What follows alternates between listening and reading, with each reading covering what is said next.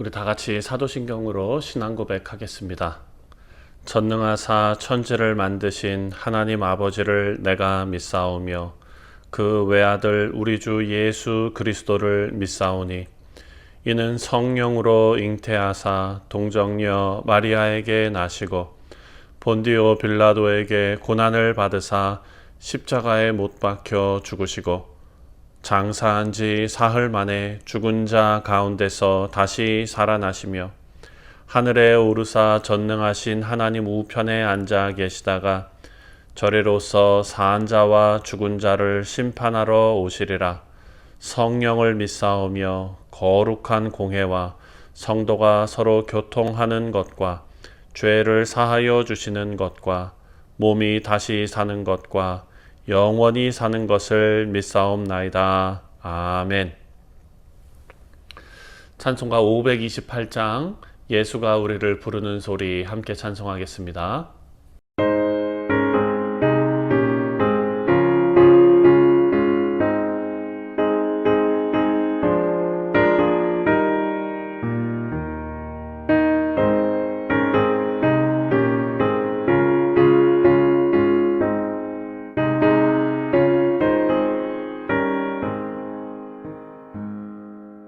예수가 우리를 부르는 소리 그 음성 부드러워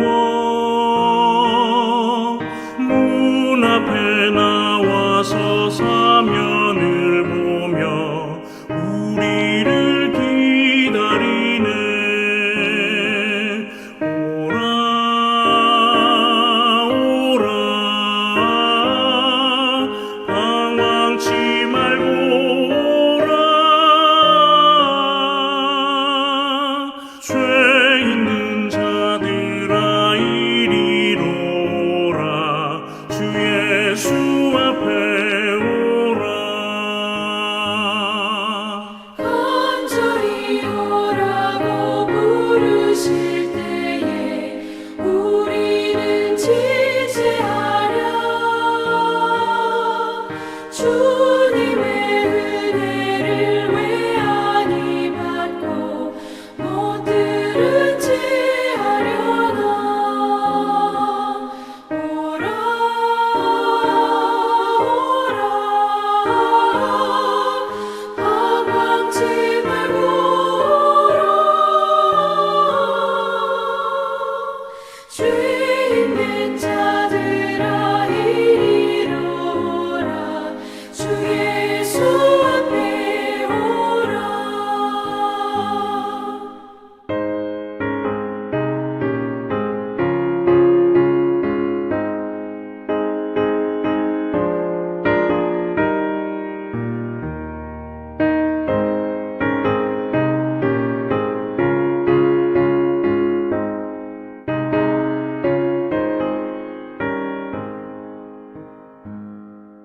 세월이 살같이 빠르게 지나 쾌락이 끝이 나고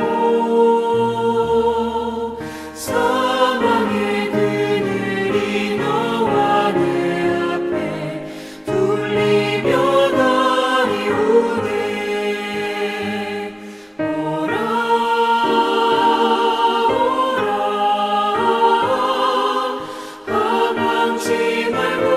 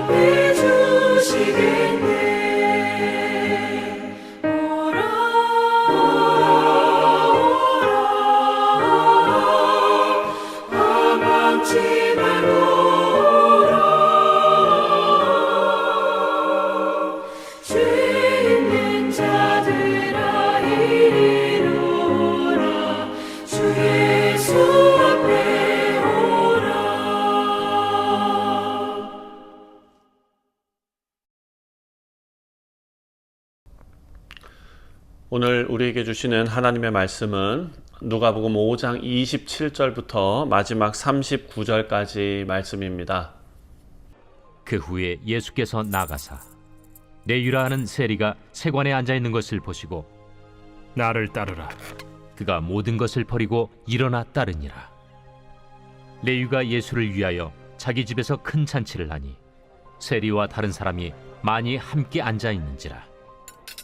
바리새인과 그들의 서기관들이 그 제자들을 비방하여 이르되 너희가 어찌하여 세리와 죄인과 함께 먹고 마시느냐? 예수께서 대답하여 건강한 자에게는 의사가 쓸데없고 병든 자에게라야 쓸데있나니 내가 의인을 부르러 온 것이 아니요 죄인을 불러 회개시키러 왔노라. 요한의 제자는 자주 금식하며 기도하고 바리새인의 제자들도 또한 그리하되 당신의 제자들은 먹고 마시나이다. 혼인집 손님들이 신랑과 함께 있을 때 너희가 그 손님으로 금식하게 할 수 있느냐? 그러나 그날에 이르러 그들이 신랑을 빼앗기리니 그날에는 금식할 것이니라. 또 비유하여 이르시되 새 옷에서 한 조각을 찢어 낡은 옷에 붙이는 자가 없나니 만일 그렇게 하면 새 옷을 찢을 뿐이요 또 새 옷에서 찢은 조각이 낡은 것에 어울리지 아니하리라. 새 포도주를 낡은 가죽 부대에 넣는 자가 없나니 만일 그렇게 하면 새 포도주가 부대를 터뜨려 포도주가 쏟아지고 부대도 못 쓰게 되리라. 새 포도주는 새 부대에 넣어야 할 것이니라. 묵은 포도주를 마시고 새 것을 원하는 자가 없나니 이는 묵은 것이 좋다 함이니라. 네, 할렐루야. 우리 사랑하는 성도님들, 오늘 본문 말씀, 우리가 묵상할 말씀은 레위가 예수님을 따르는 그런 말씀입니다.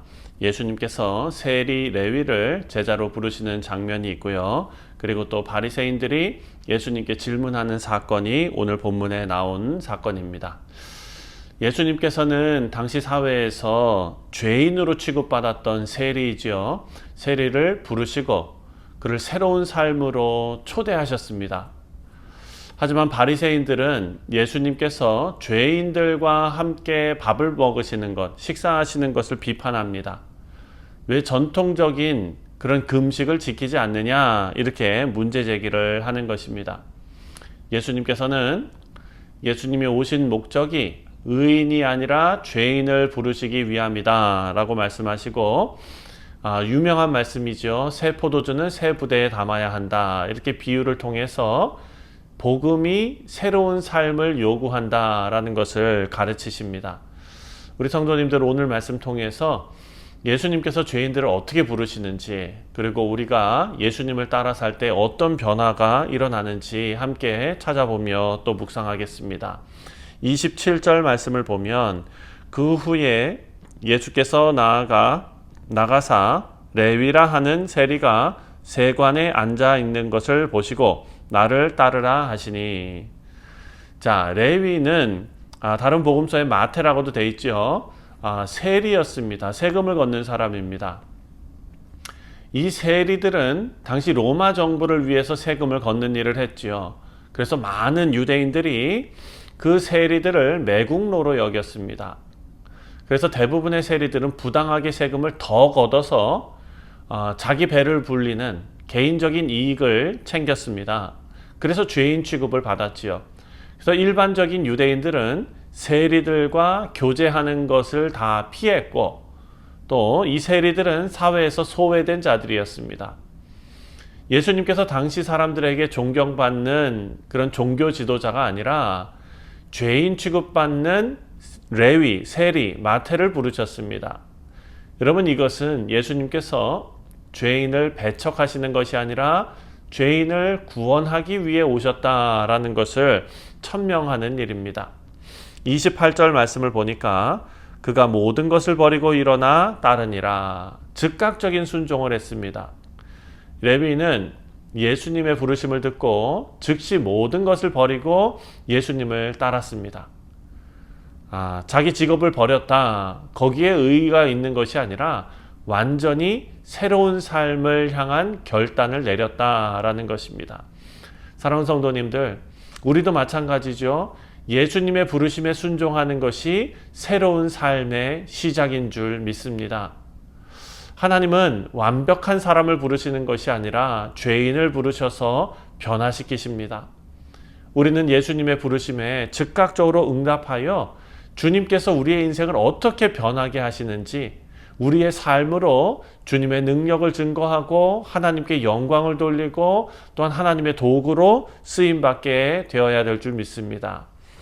두 번째로 예수님께서는 이렇게 계속 죄인들과 함께 하시는데요. 29절에 보니까 레위가 예수를 위하여 자기 집에서 큰 잔치를 하니 세리와 다른 사람이 많이 함께 앉아 있는지라.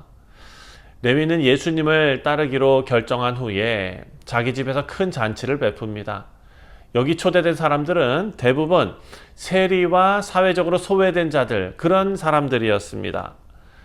예수님은 그들과 함께 식사를 하셨고 그것은 그저 식사 자리, 그냥 어떤 그런 교제 이런 것이 아니라 예수님께서 그들과 함께 앉아 식사를 하심으로써 하나님 나라에 대한 아주 중요한 메시지를 전달하고 계시는 것입니다. 30절 말씀에 레위가 예수를 위하여 자기 집에서 바리새인들과 그들의 서기관들이 그 제자들을 비방하여 이르되 너희가 어찌하여 세리와 죄인과 함께 먹고 마시느냐. 자, 바리새인들은 율법에 아주 철저한 사람들이죠. 예수님이 죄인들과 함께 식사하는 것을 보고 비판하기 시작합니다. 당시 유대 사회에서는 식사는 정말 중요한 행위였습니다. 이것은 그냥 밥같이 먹는 의미가 아니라 깊은 관계를 맺는 의미가 있는 것입니다. 따라서 바리새인들은 죄인들과 함께 식사하는 예수님의 그 행동이 이해할 수 없는 행동으로 받아들였던 것입니다. 그래서 31절 보니까 예수님께서 이렇게 대답하십니다. 예수께서 대답하여 이르시되 건강한 자에게는 의사가 쓸데없고 병든 자에게라야 쓸데있느니라, 이렇게 말씀하십니다. 죄인을 부르러 왔다라는 말씀이죠. 예수님이 이 땅에 오신 목적이 의인이 아니라 죄인을 부르러 오셨다라는 것을 분명히 밝히십니다. 그래서 바리새인들은 스스로 의롭다고 생각했지만 실제로는 그들도 다 죄인들이었습니다. 예수님께서는 예수님을 필요로 하는 모든 자들, 즉 죄인들을 찾아오셨다라는 것입니다. 예수님은 이 죄인들을 용서하시고 새로운 삶을 주십니다. 사랑하는 성도님들, 우리도 마찬가지죠. 스스로 의롭다고 착각해서는 안 됩니다. 예수님은 우리의 죄를 용서하시고 새로운 삶으로 초대하시기 때문입니다. 그리고 이어서 33절부터 마지막 39절까지는 예수님의 비유가 나오는데요. 새 포도주는 새 부대에 담으라 라는 비유가 나옵니다. 먼저 33절을 보면 그들이 예수께 말하되 요한의 제자는 자주 금식하며 기도하고 바리새인들 제자들도 또한 그러하외다. 당신의 제자들은 먹고 마시나이다. 자, 바리새인들은 예수님께 왜 제자들이 금식하지 않느냐라고 질문합니다. 여러분, 유대 사회에서는요, 이 금식이 어떤 종교적인 경건을 드러내는 아주 중요한 요소로 여겼습니다. 하지만 예수님은 단순한 종교적인 행위가 아니라 새로운 시대를 선언하러 오신 분이십니다. 34절 말씀을 보니까 예수께서 그들에게 이르시되 혼인집 손님들이 신랑과 함께 있을 때에 너희가 그 손님으로 금식하게 할 수 있느냐라고 말합니다. 예수님 자신이 신랑으로 이 땅에 오셨다라고 비유적으로 말씀하시면서 지금은 기쁨의 때이다라고 알려주시는 것입니다. 신랑과 함께 있을 때에 잔치의 기쁨을 누리는 것이 마땅하고 금식의 때는 나중에 올 것이다 라고 말씀하시는 겁니다. 그리고 38절에 이렇게 말합니다. 새 포도주는 새 부대에 넣어야 할 것이니라. 예수님은 바리새인들의 그런 낡은 종교적인 어떤 자신들을 가두고 사람들을 옥죄는 그런 틀로는 하나님의 새로운 은혜를 담을 수가 없다라고 가르치시는 겁니다. 유대인들은 자기들만의 틀을 가지고 있었습니다. 그 틀에 사람들을 넣고 옥죄이는 것입니다. 하지만 복음은 단순한 개혁이 아니라 완전히 새로운 생명과 그리고 변화를 의미합니다. 우리는 예수님의 새 생명을 받아들여야 할 것입니다. 여러분, 기존의 형식적인 신앙이 아니라 예수님께서 주시는 새로운 삶을 살아가는 것입니다. 우리의 믿음도 새 부대처럼 변화받아야 한다라는 것을 오늘 말씀을 통해서 우리가 깨달을 수 있습니다. 사랑하는 성도님들, 말씀의 결론을 맺습니다. 우리는 예수님의 부르심에 응답하며 살아가야 하는 주님의 자녀들입니다. 오늘 말씀을 통해서 우리가 세 가지를 생각해 보았습니다. 첫 번째는 예수님께서는 죄인들을 부르시고 새로운 삶을 주신다라는 것입니다. 세리, 레위, 마태가 주님의 부르심에 즉각 반응하고 순종함으로 새로운 삶이 열렸습니다. 그리고 두 번째로 참된 믿음은 즉각적인 순종으로 나타난다라는 것입니다. 우리도 레위처럼 하나님께서 우리의 마음 가운데 주신 그런 소원과 그리고 하나님께서 우리 마음 가운데 주신 그런 소명들을 즉각적으로 순종하며 하나님 말씀을 살아내는 귀한 성도님들 되시기를 주님의 이름으로 축원드립니다. 마지막 세 번째로 예수님은 형식적인 신앙이 아니라 완전히 새로운 삶을 요구하신다라는 것을 말씀을 통해 깨닫게 됩니다. 새 포도주는 새 부대에 넣어야 한다. 복음으로 새롭게 된 우리들은 이제 완전히 새로운 삶을 살아 하나님께 영광 돌리는 우리가 되기를 바랍니다. 우리 성도님들, 오늘도 예수님께서는 우리를 부르시고 새로운 삶으로 초대하십니다. 유대인들처럼 기존의 방식과 틀을 벗어나지 못하는 그런 어리석음이 아니라 예수님이 주시는 새 생명을 온전히 받아들이는 귀하고 복된 우리 뉴욕 성실장로교회 모든 성도님들 되시기를 주님의 이름으로 축원드립니다. 기도하겠습니다. 하나님 아버지, 감사합니다.